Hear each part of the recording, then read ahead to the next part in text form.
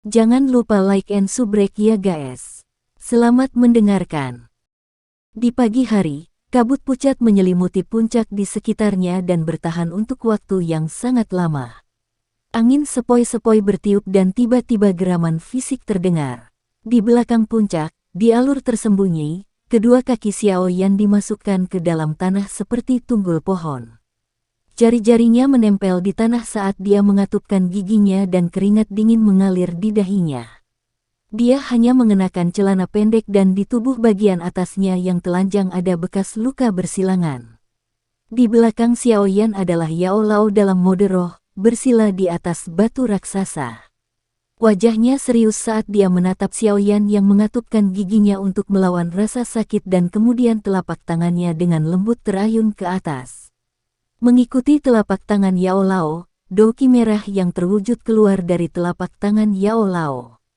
Sama seperti cambuk, itu dengan keras menabrak bahu Xiao Yan, meninggalkan memar yang panjang. Saat sudut mulutnya bergetar hebat, Xiao Yan menghirup udara dingin melalui irisan di antara giginya sebagai respons terhadap rasa sakit. Bahu Xiao Yan mati rasa dan gelombang rasa sakit yang menyengat sampai ke hatinya. Di bawah rasa sakit yang luar biasa, Xiao Yan merasakan kakinya melunak dan hampir jatuh keseimbangan. Di bawah rasa sakit yang hebat, doki lemah asli dalam Xiao Yan menjadi lebih bersemangat dari sebelumnya dan dengan cepat mengalir melalui jalur ki dan titik-titik tekanan di bahu Xiao Yan. Untaian dingin perlahan meresap ke dalam tulangnya dan diam-diam diperkuat dalam prosesnya. Ketika rasa sakit di bahunya berangsur-angsur menghilang, wajah muda Xiao Yan dipenuhi dengan ketekunan dan keras kepala dan berteriak sambil mengatupkan giginya. Melihat Xiao Yan yang gigih, senyum puas muncul di wajah layu Yao Lao. Sedikit mengangguk, warna merah doki keluar dari telapak tangannya lagi. Bang, bang, bang, di dalam hutan kecil, saat serangan demi serangan menghantam Xiao Yan, geraman rendah bersama dengan pukulan telanjang terdengar. Setiap serangan Yao Lao berada pada titik ketahanan maksimum yang tepat untuk tubuh Xiao Yan. Serangan itu tidak akan menyakiti Xiao Yan dengan serius tapi tetap membawa Xiao Yan rasa sakit semaksimal mungkin. Rasa sakit dari bulu mata doki menyebabkan rasa sakit yang tak tertahankan, memaksa wajah muda Xiao Yan berubah kesakitan. Di tubuhnya, dengan ayunan Yao Lao, semakin banyak bekas luka bersilangan muncul. Bang! Yang lain terwujud doki ditembak dan tiang kayu seperti Xiao Yan akhirnya mencapai batasnya. Dengan kaki lemah, dia jatuh lumpuh. Dengan terengah-engah, Xiao Yan menyeka keringat dingin di dahinya dan mengangkat kepalanya untuk membuat senyum kasar. Dia bertanya, "Guru, bagaimana?" "Tidak buruk. Kamu mengambil 84 cambukan doki hari ini. Itu jauh lebih baik daripada saat kamu memulai setengah bulan yang lalu dan hanya mampu mengambil 9 cambukan." Yao Lao memiliki senyuman di wajahnya dan mengangguk. Kilatan kejutan terlihat di matanya. Dalam setengah bulan terakhir, keuletan yang ditunjukkan Xiao Yan jauh melampaui apa yang semula diharapkan. Misalnya, hari ini, Yao Lao awalnya mengira bahwa 70 kali cambukan doki adalah batas Xiao Yan, tetapi kemudian bertahan hingga 84 cambukan. Yao Lao mau tidak mau mengagumi semangat Xiao Yan. Setelah mendengarkan kata-kata Yao Lao, Xiao Yan menghela nafas dalam-dalam dan merosot di tanah. Ketika perasaannya pulih, dia perlahan merangkak kembali dan mengenakan kembali pakaian yang telah dia lepas dan tempatkan di atas batu terdekat. Saat mengenakan pakaian itu, setiap kali kain dingin menyentuh memar, Xiao Yan meringis dan mengertakkan gigi. Yao Lao yang transparan berubah menjadi seberkas cahaya dan menghilang di dalam cincin hitam. Sebelum menghilang, dia meninggalkan kalimat yang telah dia ucapkan berkali-kali, "Cepat kembali dan rendam dirimu di dalam Foundation Elixir untuk memastikan bahwa darah yang tersumbat tidak meninggalkan luka yang tersembunyi." Mengangguk, Xiao Yan selesai mengenakan pakaiannya dan meninggalkan hutan. Setelah Xiao Yan akhirnya berhasil kembali ke kamarnya sambil menahan rasa sakit, dia dengan cepat melepas pakaiannya sekali lagi dan melompat ke mangkuk kayu berisi cairan hijau. TL, bak mandi, http://www.inspirationgerin.com/wooden tanda hubung betap.html. Cairan hijau sedingin es meredakan rasa sakit dari kulit yang memar dan Xiao Yan perlahan menutup matanya, menikmati aliran cairan yang menenangkan di kulitnya. Setelah beberapa saat, napas Xiao Yan yang tergesa-gesa perlahan menjadi tenang dan bahkan memasukkan beberapa dengkuran. Setelah pemukulan yang menyakitkan, Xiao Yan tidak bisa menghilangkan kelelahan pada tubuh dan kondisi mentalnya dan tertidur. Sementara Xiao Yan tertidur, cairan hijau sedikit beriak dan serpihan energi damai diam-diam menyelinap ke pori-pori Xiao Yan yang terbuka. Mereka membersihkan bulu mata dari darah yang tersumbat dan pada saat yang sama mereka merevitalisasi dan memperkuat otot-otot yang sudah berada pada batas maksimalnya. Saat tidur, tubuh Xiao Yan telah diperkuat ke tingkat yang baru. Sambil memperkuat dan memperbaiki otot Xiao Yan, cairan hijau itu perlahan menjadi lebih ringan dan ringan. Jelas, energi dalam cairan itu berkurang. Tidak menyadari sudah berapa lama dia tertidur, Xiao Yan hanya tahu bahwa sinar matahari yang hangat telah menerangi kamarnya saat dia bangun. Meregangkan tubuhnya, tulangnya tiba-tiba membuat suara berderak. Ketika dia mengangkat kepalanya, dia menyadari bahwa seluruh tubuhnya penuh dengan energi dan kekuatan. Xiao Yan tidak bisa membantu tetapi berteriak hebat.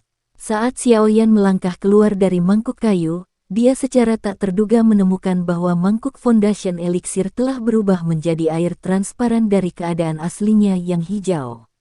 Obat mujarab saya sudah habis. Menggaruk hidung Xiao Yan tanpa daya menggelengkan kepalanya.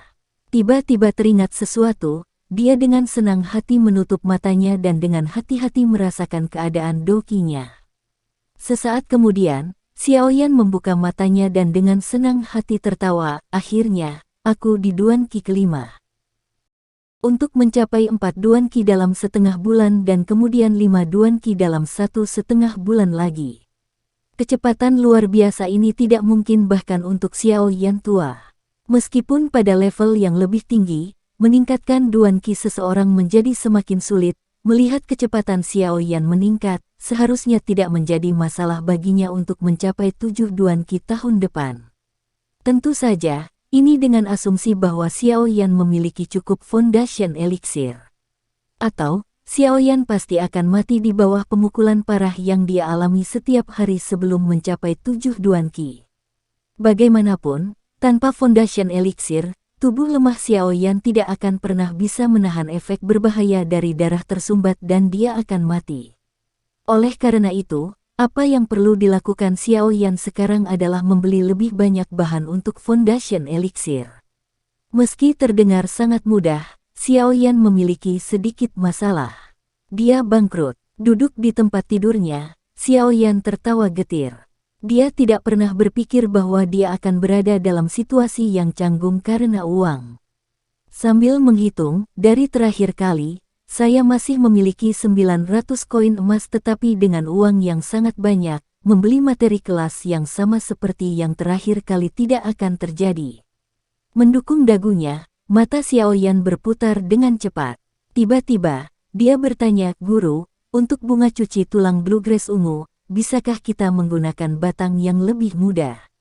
"Tentu, tapi kemudian efeknya akan jauh lebih lemah dan Foundation Elixir yang telah saya perbaiki disesuaikan untuk Anda."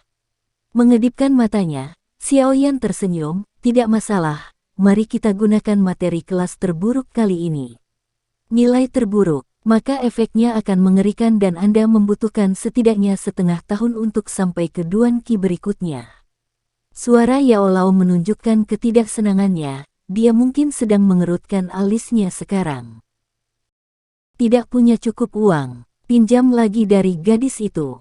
Dengan latar belakangnya, bahkan beberapa ribu koin emas akan menjadi masalah kecil. Mengambil langkah mundur, Anda dapat meminjam dari ayah Anda. Mengapa Anda harus menurunkan keefektifan eliksir dan memperlambat kecepatan pelatihan Anda? Mendengar saran Yao Lao, Xiao Yan menggelengkan kepalanya, anggap saja ini sebagai harga diriku yang menghentikanku melakukannya. Bagaimana saya bisa terus meminjam uang dari seorang gadis?